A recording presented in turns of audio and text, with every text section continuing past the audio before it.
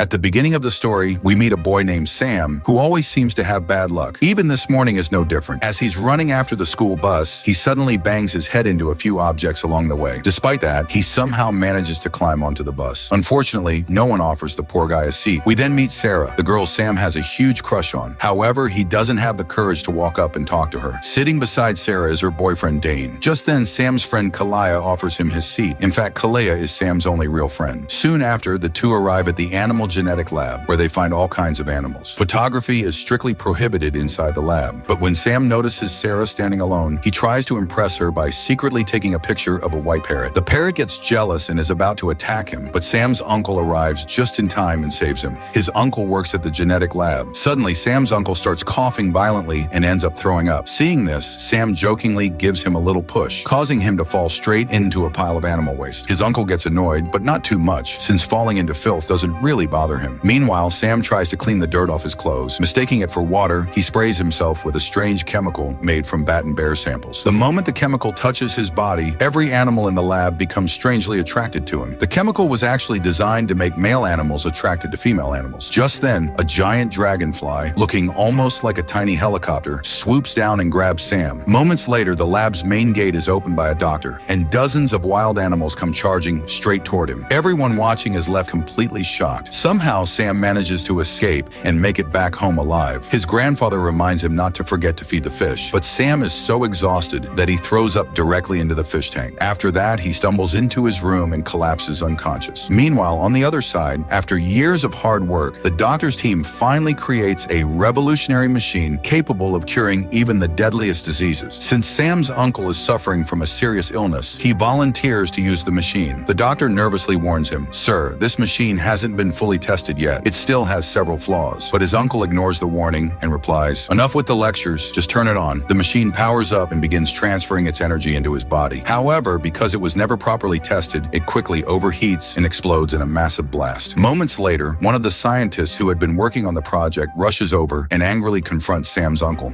But before he can say anything else, the uncle grabs his hand and mysteriously drains all of his youth and life force into himself. Within seconds, he is completely healed, looking younger, healthier, and stronger than ever before. Meanwhile, Sam finally regains consciousness after being unconscious for 5 days. The very first thing he does is look toward the house across the street where Sarah lives. After recovering, Sam heads to college. A motivational seminar is taking place, where a famous scientist has been invited to inspire the students and prove that, with determination, no obstacle is impossible to overcome. While standing near a wash basin, Sam suddenly discovers that his hand is stuck to it. He struggles desperately to pull it free, but instead of letting go, he accidentally rips the entire sink off the wall and sends it flying straight into Dane's head. Furious, Dane threatens Sam and throws a punch at him, but Sam's reflexes have become incredibly fast, allowing him to dodge the attack with ease. Trying to escape the chaos, Sam runs away, but his hand accidentally sticks to a professor's clothes. As he pulls himself free, the professor's clothes are completely torn apart. A moment later, his hand gets stuck to another professor's pants, humiliating him in front of everyone. The entire college erupts into chaos, and somehow Sam manages to escape. By now, he's completely convinced that he has gained real superpowers. Excited by the discovery, he begins testing his new abilities by climbing walls, making impossible jumps, and performing all kinds of incredible stunts just to see what he's capable of. Meanwhile, an elderly woman is crossing the road when a truck suddenly loses its brakes and comes speeding straight toward her. Wanting to be a hero, Sam immediately sprints into action. He forcefully pushes the old woman out of the way and then stands directly in front of the oncoming truck. The truck slams into him and is completely wrecked, while Sam walks away without even a scratch. Ironically, the elderly woman he had just saved is thrown so far by the push that she crashes into a lawnmower. Sometime later, Sam returns home. Just then, his grandfather accidentally fires a needle toward him. To everyone's surprise, Sam catches it effortlessly in midair with one hand. Shocked, his grandfather asks, "How did you do that?" Smiling confidently, Sam replies, "Grandpa, I'm not the same person anymore. I have superpowers now. If you don't believe me, go ahead and test me." Without hesitation, his grandfather grabs a knife and stabs him in the stomach. But to his amazement, Sam doesn't feel the slightest bit of pain. At that moment, the story suddenly shifts into a flashback. The flashback reveals that when Sam was just a child, a group of criminals attacked his home. The tragedy claimed the lives of his mother and grandfather. As his father lay dying, he handed Sam an old rusty ring, telling him it was their family's treasured heirloom. Unfortunately, the ring looked so ordinary and worn out that it hardly seemed valuable at all. The story then returns to the present. Frustrated, Sam throws the ring away, but it bounces back and lands right in front of him. At that very moment, Sarah arrives, and the two begin talking. Sarah admits, "To be honest, I don't even like Dane that much. I honestly don't know why I'm still dating him." Just then, Dane pulls up in his expensive sports car. Sam can't help but stare at it in amazement. Jokingly, Sarah smiles and says, "When you finally take me out on a date, make sure it's in a fancy car like this." Sam quietly turns around and looks at his old bicycle standing behind him, worn out and falling apart, just like his dreams. The next day, Sam visits a bank with his grandmother to apply for a car loan. After looking at his financial status, the bank manager immediately rejects the application, saying, "You don't have a stable job or a reliable income, so we can't approve your loan." At that very moment, a robot suddenly storms into the bank to rob it. As it grabs the money and starts making its escape, everyone expects Sam to finally use his superpowers. But instead of stopping the robber, Sam does the exact opposite. He politely opens the door, making it even easier for the robot to escape. The bank manager angrily shouts, "Why didn't you stop him?" Embarrassed, Sam simply replies, "I'm a loser myself." Just then, the sound of gunfire echoes from outside the bank. Sam rushes outside only to discover that the robot has already knocked down his grandfather while escaping. His grandfather is left badly injured and is immediately rushed to the hospital. Meanwhile, on the other side of town, Sam's uncle begins losing the strength he had gained, and his condition starts deteriorating once again. At that moment, his wife comes to check on him. Without hesitation, he grabs her hand and drains all of her youth and life force into himself. She dies instantly, while he becomes young, healthy, and powerful once again. That same night, Sam wanders through the city streets alone. During his walk, he encounters a strange man in a wheelchair who takes him to a secret place where several other people with extraordinary superpowers have gathered. Seeing them, Sam realizes that he isn't the only person with special abilities. Inspired, he designs his own superhero suit and decides to embrace his destiny as a real superhero. When his friend Kalaya sees the suit, he jokingly asks, "How are you even going to breathe inside that thing?" The moment he says it, Sam actually starts struggling to breathe and suddenly collapses unconscious. After regaining consciousness, Sam makes up his mind to wipe out crime in his city. He climbs to the rooftop of a tall building and waits there, ready to respond whenever trouble appears. However, before long, another superhero arrives and angrily says, "This is my spot. Get out of here." Curious, Sam asks what his superpower is. The superhero demonstrates his ability, but it's so ridiculously useless that even Sam is left speechless. Thinking it's just water, Sam casually throws a bottle at him. Unfortunately, the bottle is actually filled with gasoline. The moment it splashes over the superhero, his entire body bursts into flames. He falls off the rooftop while burning alive and dies instantly. After that, Sam takes over the rooftop as his own territory and begins fighting crime throughout the city. Before long, his heroic acts make him famous, and people start recognizing him as the city's newest superhero. Around the same time, the story's true villain finally makes his entrance. The police have him completely surrounded, but this villain is none other than Sam's uncle, who possesses the terrifying ability to steal a person's youth and life force with a single touch. Just as he's about to attack the police officers, Sam arrives at the scene and lands a powerful punch straight to his face, sending him flying backward. A fierce battle immediately breaks out between the two. Using his mysterious powers, the supervillain launches a brutal attack on Sam. The fight leaves Sam badly injured, forcing him to retreat and escape before he can be defeated. After returning home, Sam watches the news on TV. The reporter says, "Our city doesn't need a superhero. We need more police officers." Meanwhile, a group of thugs starts harassing Sarah. Sam immediately rushes to the scene, defeats every one of them, and rescues her just in time. Grateful for being saved, Sarah warmly thanks Sam. However, feeling shy and awkward, he quietly walks away without saying much. On the other side, the supervillain has already drained the youth and life force of countless people. Fearing that the police are getting closer to tracking him down, he begins putting together a terrifying plan, one that could bring destruction to the entire city. A few days later, the whole family gathers for dinner. To everyone's surprise, Sam's uncle is also present. While eating, he notices the injury mark on Sam's hand. The moment he sees it, he realizes that the city's mysterious new superhero is none other than Sam himself. Furious after discovering the truth, he silently gets up from the table and walks away. The following day, while Sam and Sarah are spending time together, Sam's uncle summons him to his secret hideout. He calmly tells him, "I'm not here to fight you. I only want one thing. Stay out of my way from now on." Instead of listening, Sam attacks him. He picks up a ball and throws it at his uncle, but his aim goes horribly wrong, and the ball bounces back, striking Sam on the head and knocking him unconscious for a short time. Taking advantage of the situation, the supervillain attacks Sam's grandmother, leaving her critically injured before escaping. She is rushed to the hospital immediately, but despite the doctor's best efforts, they are unable to save her. Her death completely shatters Sam. After her funeral, Sam falls into deep grief. Sarah comes to comfort him, but he pushes her away, saying, "I don't love you, and I don't want you getting hurt because of me." Several days pass, and Sam isolates himself inside his house, refusing to go anywhere. Eventually, his grandfather and his best friend Kalia encourage him not to give up. His grandfather reminds him that if he loses hope, evil will never be defeated. Inspired by their words, Sam finally regains his determination. Around the same time, a huge public event is announced on television. Sam immediately realizes that the supervillain will will almost certainly appear there. He heads to the venue with his grandfather and Kalia. At first, Sam mistakenly identifies an innocent man as the villain and beats him up, causing panic and chaos throughout the crowd. But moments later, the real supervillain finally arrives. He places a powerful bomb on the roof of the building, and the explosion causes the ceiling to collapse. Sarah becomes trapped beneath the falling debris. Without hesitation, Sam rushes in and saves her life. Meanwhile, the supervillain climbs onto the rooftop and begins draining the youth and life force from the people below. Determined to stop him once and for all, Sam races to the rooftop to confront his greatest enemy. In the final showdown, the supervillain throws one last bomb at Sam. The bomb sticks to his body, but Sam refuses to give up. Moments later, it explodes in a massive blast. The explosion tears the supervillain apart, bringing his reign of terror to an end once and for all. Thanks to his incredible superpowers, however, Sam emerges completely unharmed. Just as the battle comes to an end, Sam hears someone screaming for help. Without wasting a second, he leaps off the building and rushes to the rescue, saving Sarah's life once again. As Sarah looks at Sam, she notices the old ring on his finger. The moment she sees it, she realizes that the mysterious superhero is none other than her own neighbor Sam. In the end, the two finally confess their feelings for each other and embrace, bringing the story to a happy ending. If you enjoyed this video, don't forget to leave a like and subscribe to the channel for more exciting movie recaps.